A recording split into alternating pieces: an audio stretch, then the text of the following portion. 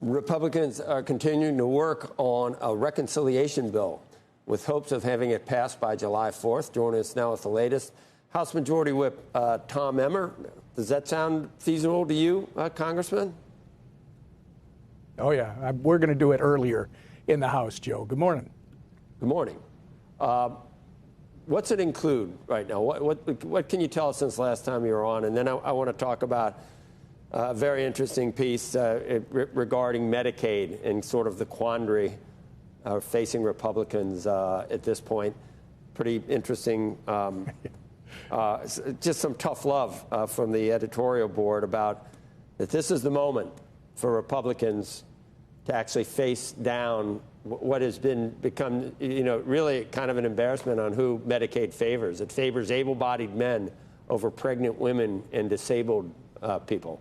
And yet Republicans are afraid to take it on directly. You're going to get hammered either way by the Democrats. Why not try and fix it at this point and save $880 billion? Well, unlike you, Joe, the reporting on this stuff is not exactly right down the middle. But first, where we're at with the bill, we've got 11 committees of jurisdiction that are writing a piece of this bill. I don't think any reconciliation process before this one has ever had as many committees involved in the process. We got 7 of those committees done last week. We've got 4 to go.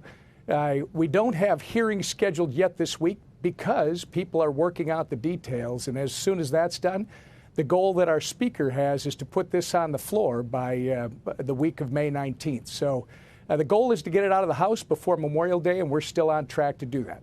That's what makes it big, and that's what makes it beautiful, I guess the president would say. We'll talk about Medicaid in a second. What's it going to?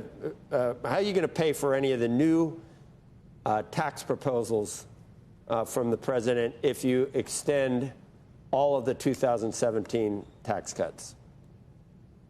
Well, remember, extending them, we've got differences of opinion in both the House and the Senate as to how you do that as well. On the House side, they have included pay-fors for even extending the tax cuts that have been in place for 7 years, since 2017. Anything additional, they'll have to find offsets for that, and I leave that to our chair, Jason Smith, and his committee. They'll let us know what that is. You'd be okay with raising millionaires, raising the top rate back to 40%? You know, that's a cute campaign slogan, but the fact of the matter is that 2 or 3% isn't going to make the difference. Our government already has enough revenue, Joe. The issue is we've got a spending problem. We've got to address it.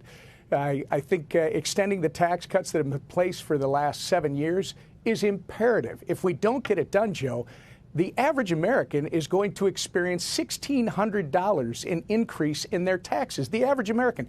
And 40 million American families are going to lose half of their child care tax credit, or their child tax credit. So it's imperative that this gets done so that we don't have a $4.5 to $5 trillion tax increase on all Americans. Then if you're going to extend those and do the no tax on tips and all these other sort of new ideas from the president, you say you're going to have some pay for it. I don't know where you go if you don't go at least look at Medicaid, because the savings you just can't get anywhere else. And you've got something sort of on a platter here.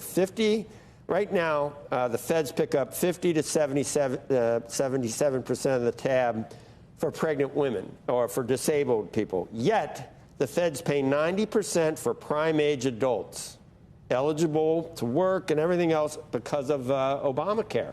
And it's that way now. And a lot of states sort of entered that Faustian bargain, to pass it. And now they're addicted to it. But that would be a natural place to start. Is that a possibility? Actually, the natural place to start is exactly where Donald Trump wants us to start, which is getting the waste, fraud, and abuse out of the program, Joe. According to the GAO, there's about $50 billion in waste, fraud, and abuse in the Medicaid program on an annual basis. That's $500 billion over the 10-year budget cycle. Then you start taking out illegals. There's no reason that illegal aliens should be receiving Medicaid benefits. The stuff you're talking about is under the Biden expansion. There's definitely discussion amongst our members about how you might approach that, but the president has made it very clear that we're not going to cut Medicaid benefits for those that it's intended for. You're going to be whipping, and I wasn't, we call some people Mr. Chairman, Mr. Leader, Mr. Speaker. I can't call you Mr. Whip. I just don't, I don't think that. So, Congressman, does that work for you? Congressman, or what's the proper thing I should be calling you? It's some of the nicest things they call me, Joe. Yeah, compared to the other stuff you get called. So, are you going to be able to, how's the Freedom Caucus? How are the people that, watching the president's poll numbers, how are people in districts where President Trump barely carried? How do you get all those cats wrangled together for the big, beautiful bill? That's a tough job. I wouldn't even accept that job if I were. It's too hard. Well, keep in mind, Joe, I mean, you're focusing on my side of the aisle, which I expect because we're the ones that are governing. But there are 13 Democrats that are sitting in seats across this country that Donald Trump won in November. There's another 21 or 22 that won by less than 5 points. So really, the American people voted for this reform, and that's what we're going to do. We're going to perform with this reconciliation bill. We're going to get it done, and it's really going to set this country off on that golden age that Donald Trump campaigned on and has promised. Yeah, but say what you will about the Democrats, they are, when push comes to shove, they don't break ranks like Republicans do. You won't get a single one of those 13. Will you? That's their choice. That's their choice. Look, our colleagues on the other side of the aisle right now, they don't have a leader. They don't have a message. They don't know what they stand for. They actually should listen to the American people and join us in trying to put our government back in a position to work for the people instead of rule over them and spend money willy-nilly everywhere. Let's focus on the priorities that the American public expects us to focus on. And I think our colleagues on the other side of the aisle soon will start to recognize that's who they need to listen to rather than their leadership. Oh, my God. Okay. I hear you. I don't know.